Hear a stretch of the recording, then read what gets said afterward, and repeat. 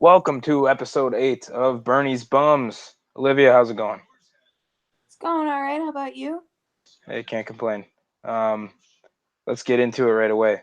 It's Memorial Day. How'd you spend your Memorial Day? Inside because it's pouring rain. So that's been the extent of my day. How about you? I had same thing for me. We were about to go out for a walk with the dog, and my little lady, and as we walk out of the garage, just put her in the stroller, leashed up the dog, go to walk outside, and it literally just sheets of rain coming down. So they go back inside. I go take our dog Griffey for like a bathroom break, and he kind of looks at me and shakes all the water off right away and runs right back inside. So no one wanted to be outside today. It seems like it's kind of the same thing in Minnesota right now. There's a lot of rain starting to drizzle down and come down, and doesn't seem like there's a lot of people in the building today. Yeah, I hope it just at least stays calm so they don't have to call the game once it's technically an official game, unless we're ahead there, of course. But hopefully it calms down and we're able to play the game with no interruptions. Right, for sure. I mean, like even so, it's like you want to see a full game get played, no matter what, even if you're up. I know it's like, you want your team just to get the win, but especially seeing the Brewers go up against such a hot team like Minnesota, that would be something that would be great for them to be able to go notch a win against a team that in their last, just taking a look, in their last 12, they're 11-1, and they're averaging 9 runs per game in wins. And they put up 4 in the one that they lost, who put up 8 that day, I believe. That is crazy. They're hitting missiles out of the yard left and right. Um, you look up and down their lineup, everyone's hitting. Every single person's hitting for the most part. You see, there's a couple guys that you could view as scuffling with scope a little bit, and even Jorge Polanco, for how good he's played this year, he's scuffling and he's still hitting. He's still hitting a ball out of the yard. He's still got 5 RBI. He's doing all the things he needs to do at the top of the lineup for him. So um, even even a bad day for them is still a good day for most teams. How do you think that the Brewers are going to be able to combat that going into Target Field for a couple games? Well, it's scary to go up to a team, especially one who just hits home runs, but I think if you allow them to only, if you force them to just produce runs rather than throwing balls down the middle, I think you'll be a lot more successful because I do believe a lot of their runs have been coming from the long ball, which there's nothing wrong with that. Mm-hmm. But when it stops for a certain team, and we've seen this for the Brewers a lot too, when you don't hit the long ball, there sometimes comes with a lot of struggle. So I think if you can eliminate that, or even just eliminate them to solo home runs, I think you have a decent shot of at least splitting the series. Yeah, I agree. And what's crazy about the Twins is just looking at the makeup of their team, who they have on there. No one stands out to you. Like really, in general, if you ask a lot of people, "Hey, name 5 players on the Twins," people are still probably going to be saying Justin Morneau and Joe Mauer. You're probably not going to be getting a lot of people that are saying, "Oh yeah, they got Max Kepler, they got Eddie Rosario, they got CJ Cron," all these different names. Like, but those guys are the ones that are putting the ball out for him. Like a guy like Sano, he's been doing it lately, hitting the ball out of the yard, but he hasn't done a ton for them. Last year specifically, but like he hasn't done a ton for them over the course of um, a guy, basically a guy who was an all-star, has kind of fallen from grace a little bit, but now you're starting to see him pick it up and hit some bombs for him, even though he's not getting all the playing time that you would think from a guy like him. Um, I guess when it comes down to it, the Twins are crazy good and have no name power. Yeah, I mean, we should know a lot of it. I mean, not necessarily this year, but I know in the last couple of years we've been known to have these guys come out of nowhere and everybody's looking around saying, "Who are you?"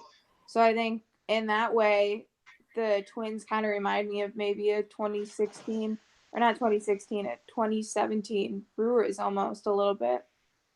Yeah, absolutely. It's they do kind of the same thing with what you had with Hernan Perez when that was happening, and with Marwin Gonzalez, who plays literally every position other than probably catcher. I'm sure if you threw him back there, he could. But Brewers got to find a way to slow down a number of these bats, and we'll get into that with guys who need to chill out later on. Brewers face the Pirates too in a 4-game set. They're 5-7 in the last 12. Recently, just got swept by the Dodgers. Pretty sure they beat. I think they beat the Reds last night, and they're getting um, pounded right now. The Reds. Sorry, side note: the Reds have been a team that have just been taking down big teams. So thank you to them, because you know, the Brewers haven't necessarily been putting the W's in the win column, but neither of the Cubs, and a lot of that thanks is to the Reds for putting a beat down on them. But um, what are you thinking going into the Pirates series? I haven't seen it. Have you seen any probable pitchers at all? I have not, but I I mean, I haven't don't know. either. The Pirates really confuse me. They honestly kind of remind me of the Chicago White Sox of last year a little bit, which is a very weird analogy. But they kind of I'm here for it. Let's hear it. they confuse me because they make moves to make me think they're rebuilding, and then they make moves to make me think that they're trying to go for the postseason. So they So really they're just the Mets. that too, but Chicago does that too. So they really just confuse me more than anything. And because of that, I think that kind of leads to kind of their almost like up and downness throughout the season, where they just more confuse me than they scare me. Yeah, that's fair. No, and that's a lot from an owner who's not willing to open up the checkbook. Like, I didn't understand the move last year to go get Chris Archer.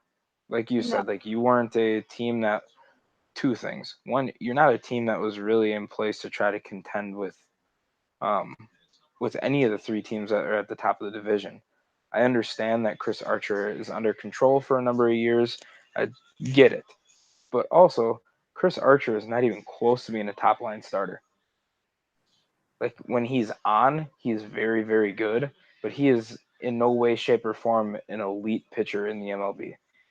And I get it. Some people would probably argue, well, he was in the AL East, where you're facing a lot of heavy hitters and whatnot. But when it comes down to it, he's done the same thing in Pittsburgh that he's done in the AL East. So I get it. He's going to two of the tougher divisions in the MLB, but look at Tyler Glass now. Like, I know he's hurt now, but Tyler Glass and Austin Meadows, the two guys that they gave up, are phenomenal for the Rays. And we'll see what happens when Glass now comes back off an injury. But like, he was just an absolute stud. That's who the Pittsburgh probably. That's who you were looking for, getting Archer. But now you just gave up a guy who's going to be, in my opinion, someone who I think is going to be a top line starter for years to come, for a guy who's decent. But I don't know. I'm not in the front office. What do I know? Anyway, let's get to how awesome I am. ah, So I I predicted that Brandon Woodruff was gonna flirt with a no hitter, but throw a complete game shutout. I was right with him flirting with a no hitter. I was wrong on the complete game shutout, but I was dang close. So he gave up one hit, and that was a home run to friggin' Andrew Knapp, who's hit 160 something all year long and has one home run all year, and that came yesterday. I was so disappointed. I was actually at the game. I look up in the fifth inning, look over to my wife, and I go, this game's going by a little quickly. She looks at the score column. She's like, don't say it. I'm like, I won't. So we're all excited getting into it. And then all of a sudden, boom, shot to right field. That thing's gone. But all in all, I think this is the closest one to an outlandish prediction that we've had that has almost come true. So I feel very good about that one. congratulations to you on that. But in all seriousness, like Brandon Woodruff has come through, and I think Counts was talking about it yesterday, where they've put the last couple of years that he's been up in the majors, they've put him through some pretty rough times where they've been switching him No through, joke. where they've been putting him in the rotation, and then he's in the bullpen, and then he's in the rotation again, and then he's down in Then the he's in minors. AAA. Yeah. So, he's been thrown all over the place, and he's handled it so well, and he's done so well for us this year, and it's really been a steady force. So it's been really kind of cool to see him come through all of that and put together a lot of good starts. Yeah, absolutely. I mean, he's been impressive. And one thing I heard driving home from the game, this it was brought up on this post game show I was listening to. Is Brandon Woodruff an elite pitcher? Now, the only reason I bring this up is to get everyone to settle down a little bit. I love Brandon Woodruff. Again, I he was a guy out of the three between. If you asked me if I had to keep one of the three between Woodruff, Burns, Peralta, I would say Woodruff. That's what I said that last summer, and like I felt really good about that. And turns out he's starting to come into form on what we're looking for with him. Anyway, what I mean by this is I think he's great and all, but he is a solid starting pitcher right now, playing some elite baseball. Pump the brakes on him being an ace of a staff. Pump the brakes on him being an all-star, all these type of things. Maybe that comes along the line. I don't necessarily foresee it, but I see him being a guy that stays in the league for a long time and is very, very effective for a while and can hit the ball. But a guy who's very effective on the mound for a long time. And I think it's really important for people to understand that like things could go south pretty quick with like, you see that just with a lot of different players. And I don't foresee it happening, but he is not an elite pitcher yet. I hope he changes my mind, but you know, I shouldn't say changes my mind. I hope he develops into it because I think that he's going to be very good, but just pump the brakes on him being elite. Anyway, his line from yesterday: 8 innings pitched, 10 strikeouts, 0 walks, 1 hit, which was a home run. He then goes on the other side of the ball, tallies a couple hits, and drives in a run himself. How I mean, we say talk about it every week, but it's so impressive that he is such a good two-way player for him. Yeah, I mean, I don't know if I touched on this last week. That was a long time ago, but the Brewers talk about all the time about having a circular lineup and where there's Mm-hmm. no breaks in there, and to be able to have a pitcher who doesn't bring down your lineup at all and can produce runs and get on base. I mean, you're looking at a pretty dangerous lineup every fifth day when he goes onto the mound. So I think that's Seriously. something that's been really cool to see kind of develop with Brandon Woodruff. Yeah, absolutely. That being said, since we're talking about him doing it on both sides, it's been pretty hard to find games where the offense and the pitching are both doing their job um, over the last few games. Um, it's got to be something where it's complete all the way around. And you're not necessarily seeing that your bullpen's struggling. Definitely, I think that's the biggest spot. But then if that's on point, then Joey Chacin's not having a great day. If both sides of the bullpen and starting pitching are doing well, you're not scoring runs. We see these stretches with the Brewers, and that's something that I think you just basically see these stretches in baseball. I don't know, like what do you see? Is there something you see this week that's going to turn things around? Is there anything that you're predicting is going to happen? What are you thinking going into this week, this slate of baseball this week? Well, immediately after yesterday, I took a huge sigh of relief because you look at kind of last week and how up and down it was, where one day we didn't score anything, and then the next day we scored 11, and then you're just so up and down. So for yesterday to be able to have everything go smoothly, and I understand it's not going to be like that every game, be that consistent, but to see all sides of baseball just putting together very good like at bats and putting together good pitches and just kind of all around playing really good baseball. I think that's such a key part, especially to the Brewers, to be able to do all the little things and to do them right. So I think yesterday it was very much a sigh of relief for me to be able to see kind of all fronts doing very well. Yeah, absolutely. One thing I think that's contributed to the offensive struggles, like when they've struggled, especially over the weekend, the umpiring is pretty Oh, suspect. You oh, know, let's look back to even we'll go yesterday, the day that they did hit very well. Moustakis gets called out on a strikeout and then gets tossed later on because he said something, chirped the third base umpire. But gets tossed on a. I mean, I was at the game, so I was seeing it from up top, like seeing above it. But I don't know if you saw it on TV. How did it look? Did his bat cross the plane on that one that he struck out on?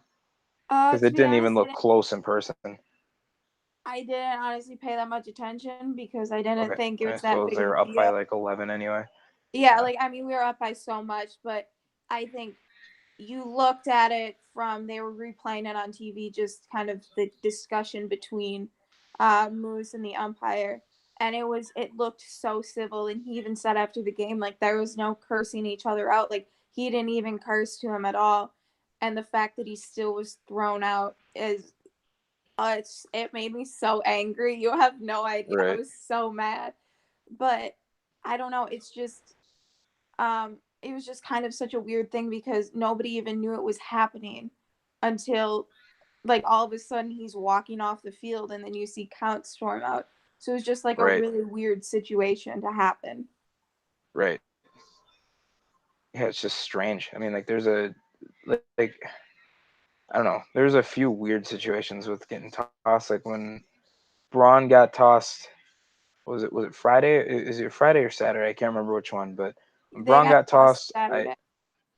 Saturday. Okay, so Braun gets tossed Saturday, and then right after that, Council gets tossed. Well, the the umpire went at him at Council. Council didn't move from the dugout, and the umpire is going and charging at him and make contact with him. I haven't heard any repercussions from that, and maybe it's just something that I've looked past and haven't seen. But he bumped chest with Council and goes at him and then tosses him. To me, that seems to be a little off because if Council were to go up and touch him, or one of the players would have gone up and touched the umpire, I can't imagine that they would be leaving, going into the next day without a fine or being suspended or a combination of both. No, I believe the rule is if you do initiate contact with the umpire, that it's at least a 3 game suspension, depending on Right. how you go at it. But that was even another weird thing because I was actually at the game, and from where I was sitting, we couldn't really see where the pitches were. But Hmm. I was looking through Twitter, and I was seeing all the charts, like the strikeout charts, Right. and I see all these pitches like halfway, like a foot out of the strike zone, and it was crazy because I mean, by the time Counts got thrown out, everybody's cheering in Miller Park because it was ridiculous. I mean, and I was looking through all of them after the game, and it's like we had a decent shot to like get some offense across if we would have never gotten these terrible strikes called on us. And it's different if it's happening on both sides of the plate because then you just say, oh well, both sides got a decent shot. But when there's so much inconsistency with it, I think that's the thing that kills me more than a bad strike call. Right. I mean, specifically, I think it was brought up before, but Kane, like that one just Oh, that stuck with me a little bit because that one it changed the outcome of the game. The guy had to he was walked. He was walked by a number of pitches, and then he's got to go basically just hack at something that is a junk pitch that I don't know. Whatever. I mean, like you got to get the job done beforehand. It shouldn't be something that the umpires decide, but I don't know. It was frustrating to see that, especially in Kane's at bat. Um, all right, let's get into yay or nay. Yay or nay? Brandon Woodruff should have been given the ball in the ninth on Sunday. I'm gonna have a very unpopular opinion and say nay. Um, I don't know. It just seemed maybe. I mean, his fastball was sharp throughout the whole game. Like that was very impressive, extremely impressive. But it seemed as though, I mean, the pitch count was getting up there, and I don't know. Things just maybe. I don't know. There was just something about it where you could have sent him out for another inning, but I didn't think that'd be smart. And then Count said too in his post game that you want him there for the long run. You don't want him there just for a cool, complete game. You want him to be able to put together a quality start for the next start. So I think for that, I'm gonna go Nay, and I think Count's made the right decision on that. Yeah, I say nay as well. You know, you look at it, you didn't need him to complete the game at that point, and you're able to go get a guy who's been scuffling a little bit with Matt Albers. You're able to go get him some work, um, which to me is much more important than like he said, the fancy stat of a complete game. I know it's something that we don't see much anymore. I think had he had the shutout going, or no hitter, complete or no hitter, or perfect game going, he would have been out there. But because yeah, his pitch count was still under 100 by the time they finished the eighth inning, but he would have gotten in it. He would have probably finished the game with 110 plus, which why? There's no point in gunning him for that long if you don't have to. Yeah, Um, I think the funniest part about that was the fact that he never pitched out of the stretch the whole game, and yeah. then when he got back into the dugout, Counts went up to him and said, "Hey, you looked really good from the stretch today." And Brandon Woodruff goes, "Oh, thank you." Like I think that's the best part because he doesn't even realize it. So I think that's when you Right, have kind of I think that's when things start to really click for a player when they don't even realize it. right. All right. Since he's up to the plate, I'm gonna throw a wild card in there. Williams La Tortuga Astudillo is the coolest looking baseball player in the MLB. I I love say your yay. reasoning. I He's um he is quite possibly my favorite player in baseball. For those of you who don't know what I'm talking about, he's the catcher for, well, utility guy, but technically a catcher by trade for the Twins. He's this big pudgy guy who, if you ever have a chance, look up Williams Astudillo running. Nice catch! Holy cow! Jeremy Jeffress almost just died off of a line drive off of his Astudillo's bat. He is not looking like he's in good shape right now, but he caught it. he like snapped his neck. Whoa! Oh God. Uh Well, if you're not, if you saw it, wow, it's not great, but look, yeah, hopefully he's okay. I mean, he didn't get hit at all. He caught the ball, but his neck's probably hurting pretty bad. All ouch. right. Jeez, Oof. that was impressive. Anyway, That was this that's some bad radio right there. If you see it, you know what we're talking about. All right. Jimmy, yay or nay, Jimmy Nelson will be called up by the end of the month. So let's preface it with Jimmy Nelson was brought off the IL and he was optioned to AAA. So each player gets three options. When he came up originally, I don't believe they even exercised an option with him. Um, so he has a lot of options. He still has his set of options available for himself to go down. So anyway, he will be called up by the end of the month. Yay or nay? I'm gonna go with Nay just because we don't need it. I think we're doing fine without him. Sure, there's some guys. I think we'll talk about him later. Yolesh Yassin who's struggling, but I mean the end of the month is coming up pretty quick, and I think their goal with that too is just to give him a little bit more time, without the restriction of being on the IL, and just for him to kind of get comfortable again. Um, yeah, it's the 27th right now. I'm gonna say nay for the end of May, but I'm gonna say yay for mid June. I think someone's going to get hurt or quote unquote get hurt, and Jimmy Nelson will be coming up, or it'll be something where they just do what they do, where they send a guy down and Jimmy Nelson comes in to fill, and he's gonna jump into the rotation in some way, shape, or form. We have another one kind of branching off of that. Once Jimmy Nelson comes up, or I should say, just in general, this season Jhoulys Chacin will be taken out of the rotation. Ugh, I don't know. I think I'm gonna go nay at this point with it, just because it's still so early and he has a history of struggling early in the season. So I'm going to go nay at this point in time. But if struggles continue within the next like 2 to 3 starts, then I might be changing my mind. But for Mm-hmm. at the moment, I'm going to go nay. Yeah, I'm gonna go nay as well. I think the only time he comes out is, I wouldn't be shocked if there is something going on with him where he might be a little banged up.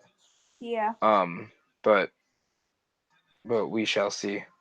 Um, actually, here's what I'm gonna say. Going back to the Jimmy Nelson one, pending Jeremy Jeffers. If Jeremy Jeffers does need to get put on, does need to be put on the IL for, like, if there's something with his neck, I think Jimmy Nelson's coming up. So that's, I guess, a prediction. It's not a yay or nay, but it's dependent on Jeffers' situation. But I doubt that he'll have to get put on it. Next one is by the 2021 season, the NL will have a DH. Honestly, I hope so. I'm going to go yay on that, just because, oh, like, like the Jimmy Nelson thing still makes me so bitter that they get hurt like batting. And I think too, the MLB wants more offense, so here's their chance to get more offense to add another offensive player into the lineup. But the only thing that's killing me is you have guys like Brandon Woodruff, and that's the only thing that's like holding me back from like 100% give the DH. Mm-hmm. I'm gonna say it's tough because I think they should, but I'll say yay as well. I don't disagree with it having one at all. I think it's something that's going to keep guys healthy for long-term situations. Just considering that you're not brought in. Brandon Woodruff is, as fun as watching him hit. He's not brought here to Milwaukee to hit. He's brought to Milwaukee to go pitch for him. That's not saying if they want to use him as a hitter, like, go for it. Like, they still probably don't have to keep another hitter on their in their lineup then at that point, or on their team at that point. But I'd imagine you still probably would, but we'll see. But yeah, so I'm gonna go with the A. Next one. The Brewers need to add another starter outside of Jimmy Nelson in order to clinch a playoff berth. Nay, anybody. Oh, that makes me so angry.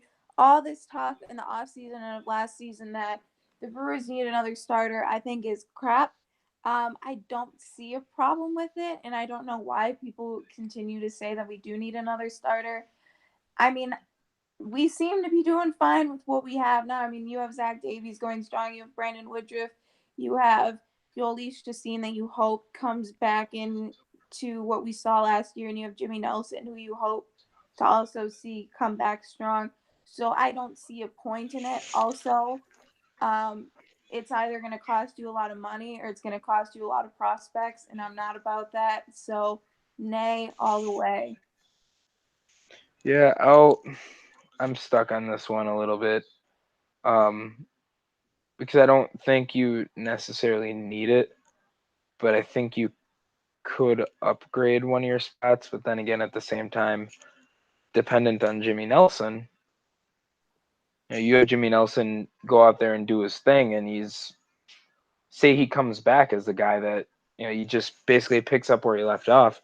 I don't think that'll happen, but then at that point, there's no need at all. But I don't think you'll need one to get into the playoffs, so I'm going to say nay for getting in. But to win it, I think you might.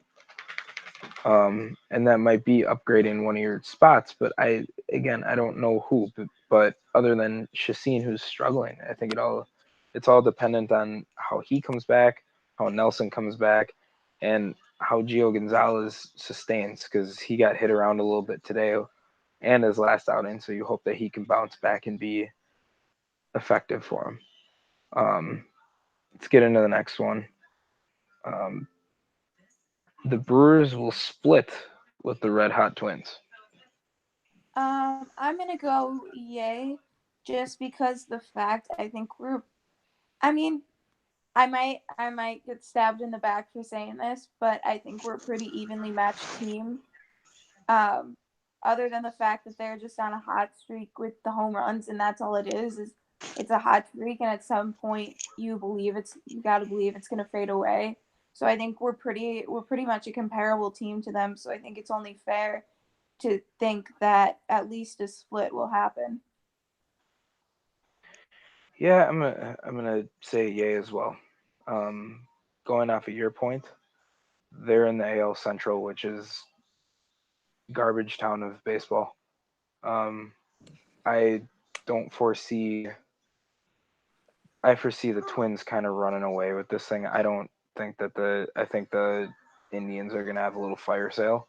So I think they're gonna have a little bit of an inflated um, record. That being said, they are still a very good team. I'm not discounting them at all, but I think their record is going to be just absolutely insane by the end of the season, just based off of who they play on the regular basis versus playing in the NL Central, which has top to bottom probably the most quality of teams throughout the MLB. Um, that being said, I am going to go nay, and I think the Brewers are going to win two Oh, against the Minnesota Twins. I'd be fine Um, with that. yeah, I think even today, I think today is going to get into a slugfest late, and tomorrow is going to be relatively the same on what we see. Eh, Relatively the same on the Brewer end. I think Davies will settle back in and have a good outing. But we'll cross that road when we get there. All right, and the last one, the Brewers will win 3 of 4 against the Pirates. I'm gonna go yay with this as well. Um, just because I mean we're gonna be at home, which I think always helps. Um, Hopefully, I think our offense is starting to pick up again. Our pitching hopefully will pick up, and just from the fact that the Pirates have been very streaky this year, and in their last 12, like you said earlier, they are 5-7. So I think we can win 3 out of 4. I'm going to say nay. I think they're going to split. Um, there's just something about the Pirates that just bug me a lot every single year. And there's just something about them that, I don't know, when they come to Miller Park, they seem to perform decently, at least the times that I've been around. Um, and they're all hitting pretty well from at least in their last 7. They're all hitting pretty well, and if I'm not mistaken, you've been getting some you've been getting some pretty poor pitching performances out of some guys that you probably should be seeing better. You're seeing Chris Archer not pitch very well. Again, I talked about him before. I said that he's a good pitcher. I think you're going to see a better pitcher out of Chris Archer than what we've seen um, recently. Jordan Lyles has given up runs. Nick Kingham has given up runs.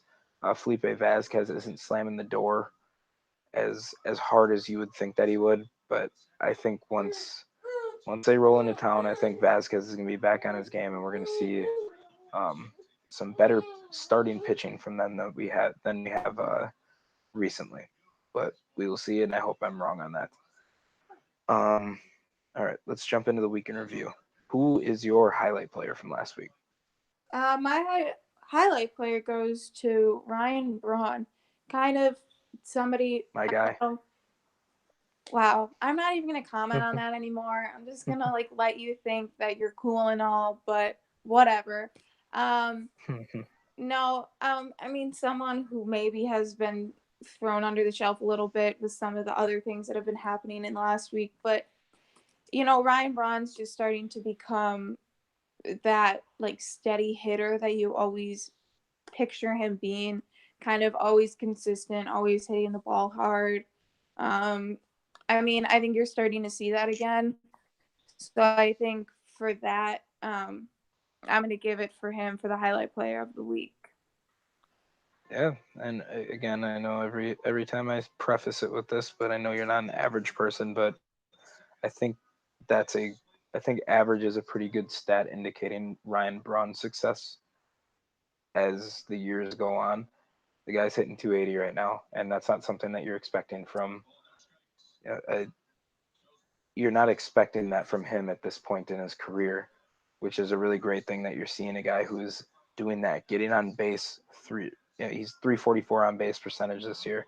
His OPS is mid 800s, which is something that I got to be honest, especially at the start of this year, I don't think I was worried that that's not something that you could say about Ryan Braun anymore. And I'm And you know what's even better than his batting average being whatever it mhm, is that his WOBA, weighted on base average, my favorite offensive stat, is at 354. That okay. is something, if you told me,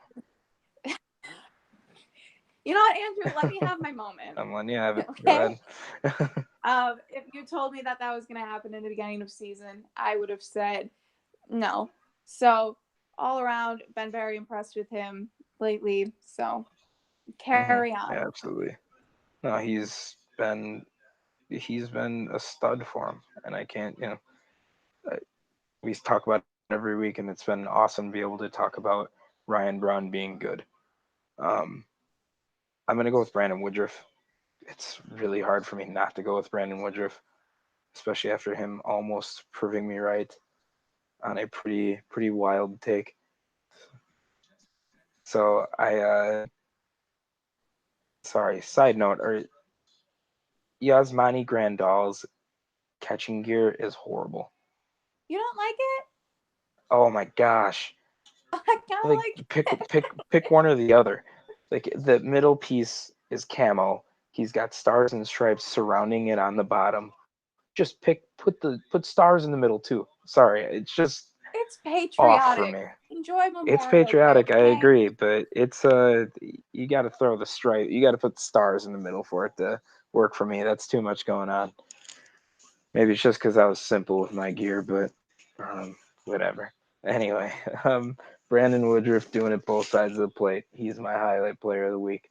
My most valuable brewer, if you would like to call him that. Anyway, disappointment of last week. Who is that for you? Mine's got to go to Alex Claudio. I don't know what's going on. I don't know what's going on with him and why he's all of a sudden struggling, but I see him as somebody that you need in the bullpen and you need to get out and that you're going to need him pretty much every day. So for him to be struggling has been kind of rough, I think, on the Brewers, and it's really kind of been a disappointment in the last week or two. Yeah, no joke. It's been tough to watch for him.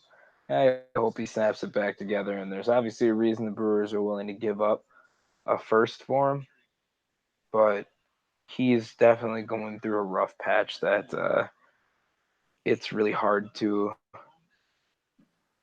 it's really hard to justify throwing him in situations where the game is tight. And you I guess it's kind of one of those things that you're looking for him to work through it, and I respect that sentiment because you gotta show that you have confidence in your players. But it is really hard to it's really hard to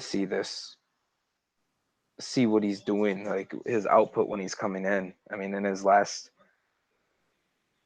last seven, he's got a 27 ERA, and that's an inning 1.1 innings pitched, and he's just giving up hemorrhaging runs right now. He's giving up 4 earned runs in an inning and a third, 2 home runs, and they're in pretty big moments at this point. I don't know. It's really hard to watch, and I hope that he snaps it together. But we'll see going forward. I saw he was warming up earlier, so he may end up seeing some action tonight in a tight matchup. So my disappointment is Jolie Chassin. Um, he's just an anomaly for the Brewers right now. Like He goes 5 innings, gives up 4 runs. That's not that bad, but that's not the Chacin that you were looking to ride into the playoffs last year. And like you said, he typically struggles towards the start, and I hope that's all it is. But you're kind of seeing Jekyll and Hyde with him every once in a while, where he'll throw six with no earned runs, and then he'll give up a bunch of bombs, and it's just hard to figure out which guy you're going to get. Um, but anyway, looking at this week, who do you need to rebound for the Brewers this week? I have Mike Moustakas. Not that he's been bad, but he has been, I would say, visibly struggling. I think striking out a bit more than he wants to. He had a couple instances yesterday where he had a chance to drive in a couple of runs and didn't come through. So I think he just needs to kind of rebound a little bit and kind of get back into Mike Moustakas baseball. I was about to say, because I saw you type that on the notes, and I'm like, he's hitting pretty well, but I get where you're coming from now. Um, you're looking for him to almost just fine tune a little bit more to build on what he has right now. Am I hearing you right? What? I'm sorry. Can you repeat that? Yeah, you're just basically looking at him to fine tune what he's doing and build on the hitting that he's got going right now. Yeah, exactly. Okay. Especially being in the 4 or 5 spot in the lineup where you typically have men on base a lot of the time, especially with who's batting in front of them. You need him to drive in runs, and I think he's not doing it as well as he wants to be doing within the past week. I mean, that's fair because yeah, he's hitting the ball and he's hitting home runs, but um, those over the last seven, those have been solo jobs, and then you're driving in 3 runs over the last seven in a spot where you're looking to drive in runs. I mean, he's been the catalyst to some innings, or the guy who keeps an inning alive, but not necessarily getting those runs across the plate. So I get what you're saying. Hopefully, he's able to plate some runs going forward this week.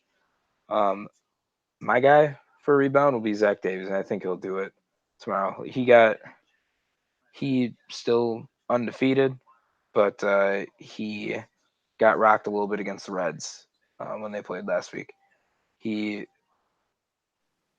if I'm sorry, let me look back. He pitched 5 innings, I believe. That was the game you were at, right? That would Or have no, he been pitched three Wednesday, innings. right? Sorry. Yeah, he pitched 3 innings, Yeah. gave up 6 runs, 2 home runs, and that's something that hasn't been characteristic of him this year. He had the second lowest ERA um, in baseball going into that game, and obviously that inflates things a little bit. And then Luis Castillo pitched that day too, and he got he got the ball tattooed off him a little bit too. But the Brewers ended up getting the win that day. Looking forward to seeing Davies rebound against a really hot team with the Twins tomorrow. Um, Next one will be who needs a chill out. For the Twins, I have basically everyone in their lineup because they can all hit the ball out of the ballpark. But if I had to choose one Mm-hmm. player, I'm gonna go with Eddie Rosario. He's, I mean, I think he's kind of been a little bit underrated this year. I mean, he's on base 315. Yeah, He has 37 runs. He's drove in 45. Um, you know, I mean, he's been really good for them. So if he can kind of calm down a little bit, that'd be nice. right. I mean, I remember he was looked at as a trade option for a lot of teams.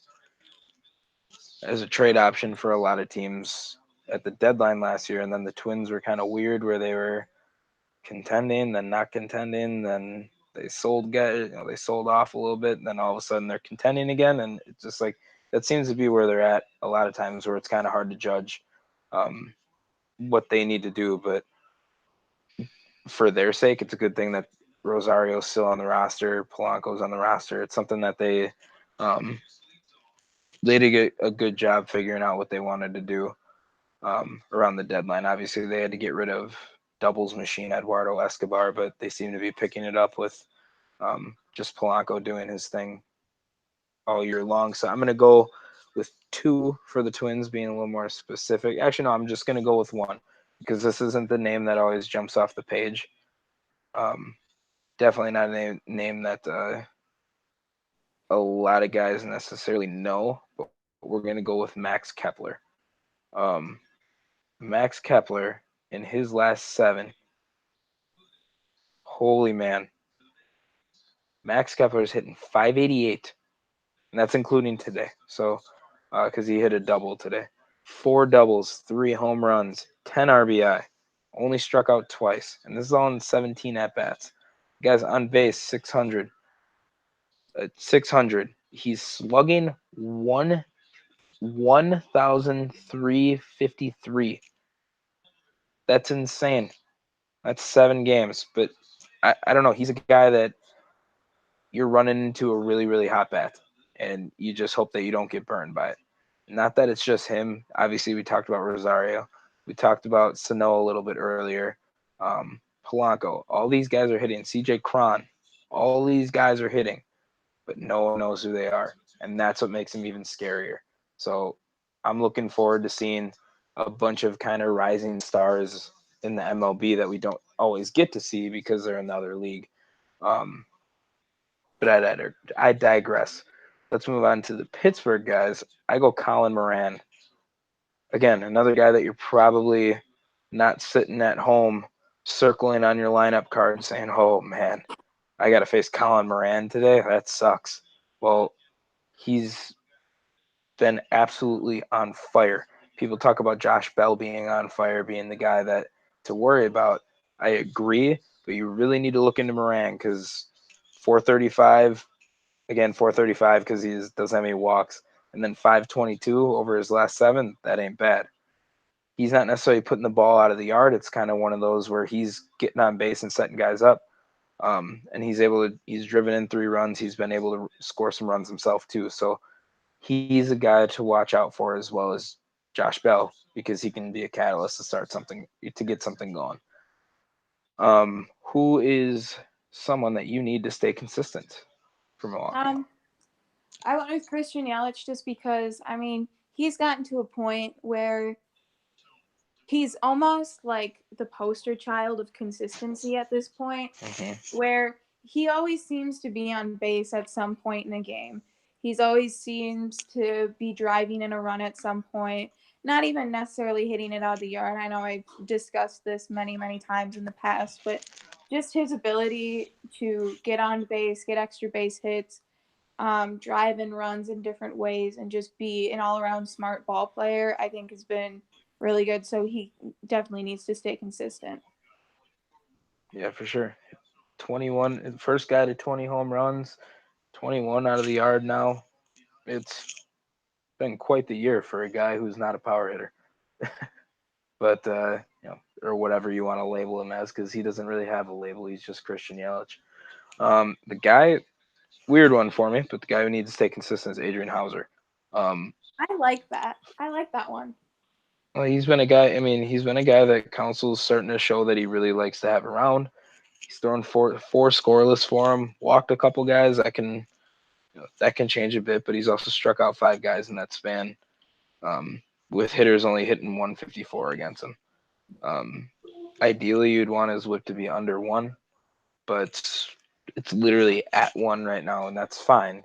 He's a guy that we've been hoping to see him kind of bust out a little bit. And you look at, he was one of the guys that was in the Gomez deal to Houston, which has worked out really well for the Brewers. Basically, what it's turned into, because that's where Domingo Santana came from, is you have Josh Hader, so guy who talked to me and said that we don't have enough Josh Hader talk on this podcast. Well, Josh Hader barely pitches now. So he's still pitching really well when he does get in, but when he gets hit really hard. That's our Josh Hader talk for the day. Anyway, back to that trade. They got Josh Hader in the deal. They got Domingo Santana, who now you turn that into Ben Gamel. And then they also got Adrian Hauser. So Adrian Hauser has been the guy that we've heard the least from, just simply due to the fact that he's been an up and down reliever for him. And that would be something that would be great for the Brewers if he was able to bust in to be someone effective out of the pen or even a back end starter for him. For giving up Carlos Gomez, who is now signing minor league deals with teams. So I think that one's worked out for the Brewers pretty well. But anyway, he's a guy that I think could be effective for him, and he has been over the past few opportunities that he's been given. So hopefully he can build on that. Who's going to have a big week for you this week? Well, I wrote this down before instances of the game, but I had Jeremy Jeffress down. Yeah. He But pitched well when he was in there. He pitched. He pitched fine. I think he's slowly but surely starting to kind of form into the guy we saw last year. And if he's not as dominant, I don't know, but I think he just needs to. I think he's one of those guys who just needs to build off of success. And I think if he has a big week this week, it's just going to carry on throughout the year.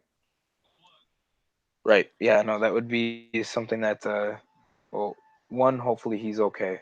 He went back into the clubhouse earlier in the game, so we'll see if we'll probably hear more later on tonight, and then more going into tomorrow about what the plan is for him. I'd imagine he'd start off day to day, and then they'd adjust from there to see if they need to shelf him at all.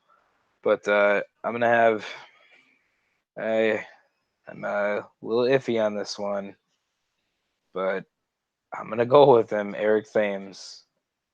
I want him. I want him to have a big week, but I feel like every time that I say he's going to have a big week, he doesn't. But I'm going with him, sticking with him. I'm confident. Eric Thames is gonna have a big week. He already had a base hit today. I think it's something that he's gonna carry on going forward. The guy's hitting well against lefties, which is weird, but he's doing it, and it sounds like he'll probably. Aguilar seems to be reduced to that pinch hitter role. I have a feeling that Eric Thames, weirdly enough, is going to end up being your starting first baseman for a while, unless something drastic changes with Aguilar, or they decide to do something else with Shaw if he ever kind of surfaces and comes back again as hitting. But down in AAA, he's not hitting well either. I think last I checked, it was a couple days ago. He only had one hit at that point. So we will see what happens, and I hope he does well. But Eric Thames is going to bust out. He really needs a home run. He hasn't hit one in a minute, so hopefully we can see one from him today. But we will see going forward. Bold prediction for the week. What do you got? Well, you might have to tell me that one because my computer just died. So you can say it and I can further expand on it. Sorry, repeat that. I missed it. What did you say? You're going to have to say that one because my computer just died. So if you could just remind me what I put down. Oh, all right. So I will say them both. So I'm Olivia right now. We will win a game without hitting a home run this week. I think that sounded like Olivia. If not, chirp me, let me know. But Olivia said we'll win a game Brewers will win a game without hitting a home run. It seems like it hasn't happened. I maybe could be wrong, but it seems like we're starting to depend maybe on the home run ball a little too much. So I think we can win a game every now and then without hitting a home run, and then be nice. Well, hey, they're set up for a chance to do it today. So, all right, now it's 4-3. We'll see what happens. And the Brewers haven't hit a home run. It's been a couple sacrifices and a run driven in. My bold prediction is Brandon Woodruff is going off again. How? He will go 8+ again on Saturday against Pitt, and we are going to see a guy who people are going to have to worry about when you have to face him. Not that they don't a little bit right now, but I think he's going to start getting feared a little bit. But that's for Saturday to tell us. That being said, any questions, comments, concerns on your end? Just want to say happy Memorial Day to everyone, and thank you to all the veterans and people who are serving now. Thank you for all that you do for our country, because without you, we wouldn't be able to do this. So just a quick thank you to all the veterans and people in military this Memorial Day. Absolutely. We'll end on that. That's a great message. All right. Have a great week, everybody. We will see you next time.